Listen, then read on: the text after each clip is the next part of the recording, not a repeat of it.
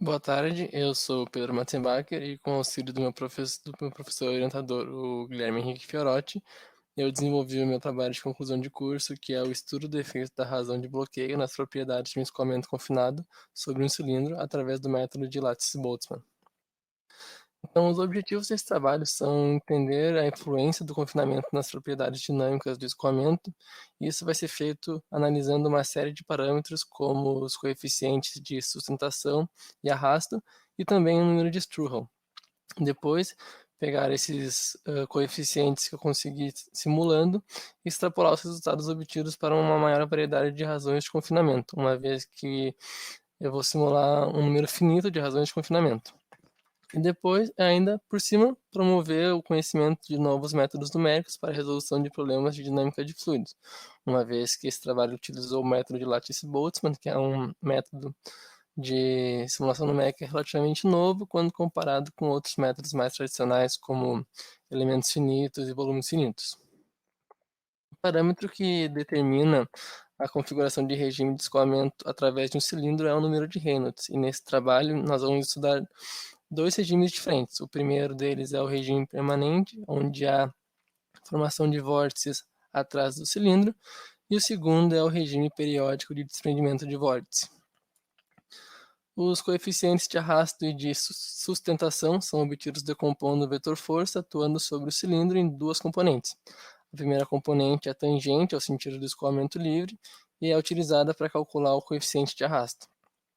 Já a segunda componente ela é perpendicular ao sentido do escoamento livre e ela é utilizada para calcular o coeficiente de sustentação. O número de Strouhal é um número adimensional utilizado para descrever mecanismos oscilantes do escoamento. E no fenômeno estudado, o mecanismo oscilante é o desprendimento de vórtices. O nosso problema é um escoamento bidimensional, confinado entre duas placas planas sobre um cilindro, em regime laminar oscilatório de desprendimento de vórtice e também, em alguns casos, no regime permanente, onde há formação de vórtices atrás do cilindro. A condição de contorno de entrada macroscópica é um perfil de velocidade parabólico e a condição de contorno de saída macroscópica é uma pressão manométrica igual a zero. As paredes do nosso domínio, tanto as paredes do canal como as paredes do cilindro, têm a condição de contorno de não deslizamento. Serão simulados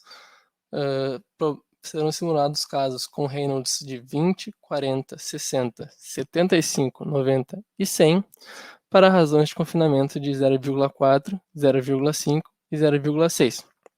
É importante notar que as dimensões do nosso domínio não mudam, ou seja, quando há uma variação da razão de confinamento é porque houve também uma variação do diâmetro do cilindro, uma vez que a razão de confinamento é a razão entre o diâmetro do cilindro e a altura do canal. Agora falando um pouco sobre o método de Lattice-Boltzmann, esse método ele possui uma base física bem robusta, pois ele é derivado a partir da equação de Boltzmann, que descreve a dinâmica de gases na escala mesoscópica. A variável primária desse método é a função de distribuição de velocidade discretas, que daqui para frente eu vou começar a chamar só de função de distribuição. Essa é uma variável na escala mesoscópica. As variáveis secundárias do método são a densidade e a velocidade, e ambas são calculadas a partir da função de distribuição. E essas variáveis já são variáveis macroscópicas. O método de Lattice-Boltzmann ele pode ser dividido em duas etapas. A primeira delas é a colisão. Essa é uma etapa 100% local, onde ocorre a modificação das funções de distribuição de um nó da rede. E essa modificação ela é de acordo com o operador de colisão escolhido. Nesse trabalho foi escolhido o operador de colisão linear, também conhecido como operador de colisão de BGK. E a próxima etapa é a propagação, onde essas funções de distribuição modificadas são propagadas para os nós de rede vizinhos. As condições de contorno do método de Lattice-Boltzmann são um pouco diferentes, pois elas têm que abordar variáveis mesoscópicas, não mais variáveis macroscópicas como velocidade e densidade. Então, para a condição de não deslizamento foram utilizadas duas condições de contorno diferentes. A primeira delas é a bounce back, que é uma condição de contorno do tipo link-wise, e ela foi aplicada nas paredes do cilindro. E também foi utilizado a condição de contorno de non-equilibrium bounce back, que é uma condição de contorno do tipo wet node, e essa condição de contorno foi aplicada nas paredes do canal. A condição de contorno non-equilibrium bounce back, ela também pode ser utilizada como uma condição de contorno de saída e de entrada. Nesse trabalho ela foi utilizada também como uma condição de entrada. E a condição de contorno de saída é a Non-Equilibrium Extrapolation Method, onde a gente utiliza informações da função de distribuição da penúltima coluna antes da saída, e esses valores são extrapolados para obtermos as funções de distribuição da saída. Para calcular a força sobre um corpo utilizando o método de Lattice-Boltzmann é utilizado o método da troca de momento, pois esse método foi desenvolvido exclusivamente para ser usado em conjunto com o método de Lattice-Boltzmann, pois ele nos permite utilizar a variável primária do método de Lattice-Boltzmann para calcular a força.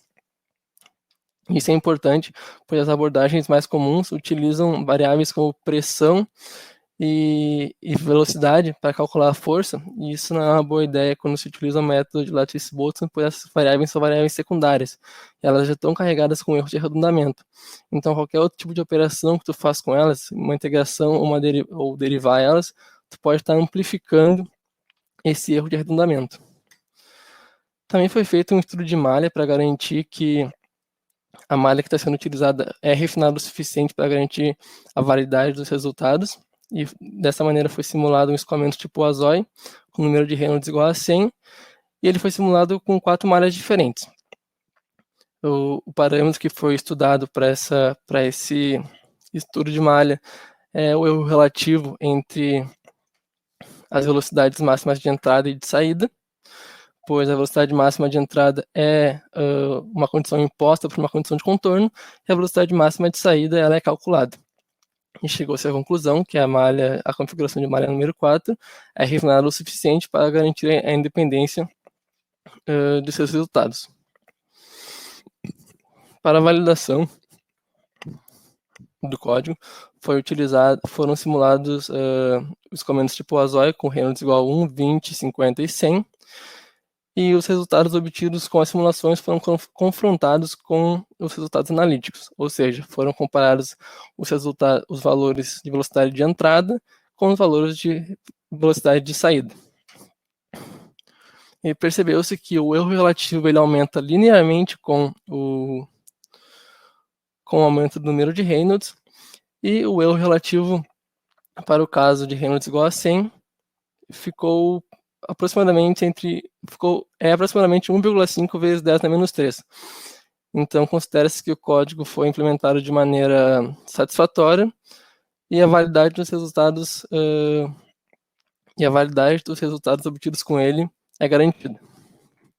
Agora, analisando os campos de velocidade para os casos em que a razão de confinamento é igual a 0,5 e o número de Reynolds é 60, 75, 90 e 100, pode-se perceber duas coisas diferentes. A primeira é que para um número de Reynolds igual a 60, teoricamente, já deveria ter ocorrido a transição de regime, do regime permanente, para o regime periódico de desprendimento de vórtice. Porém, não é o que ocorre. Então, supõe-se que o número de Reynolds crítico para a transição de regimes ele é aumentado devido à proximidade das paredes do canal com o cilindro. E outro ponto que pode ser percebido também é que depois que ocorre a transição do regime permanente para o regime de desprendimento de vórtice, começam a surgir estruturas no campo hidrodinâmico que são vórtices colados com a parede do canal.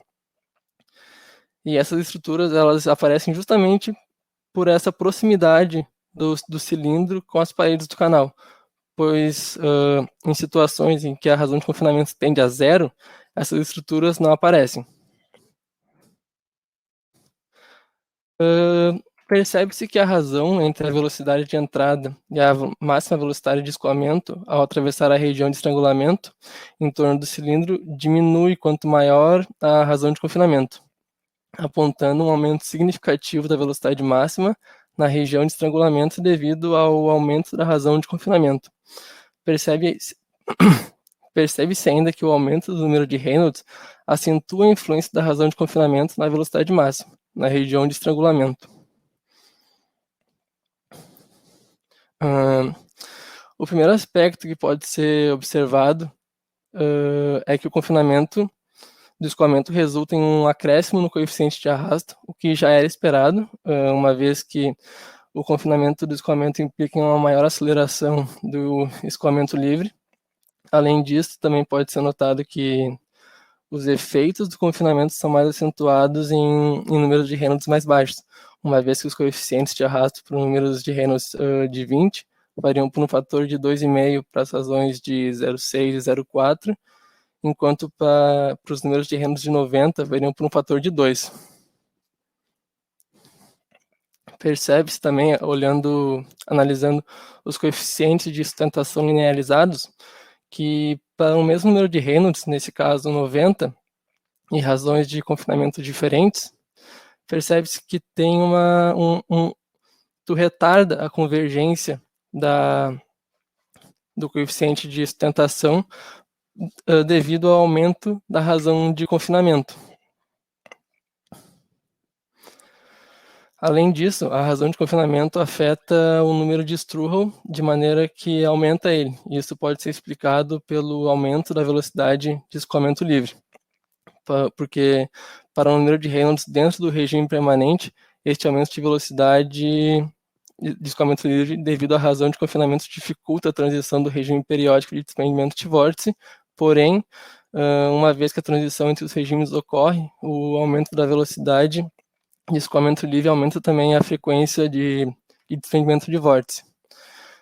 E para finalizar, é de interesse do tópico de engenharia obter uma maneira de conseguir estimar a influência da razão de confinamento no coeficiente de arrasto.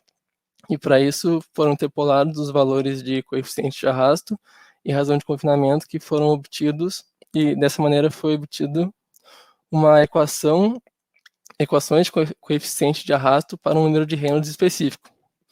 Essa equação está mostrada no slide e os coeficientes de interpolação são mostrados na tabela.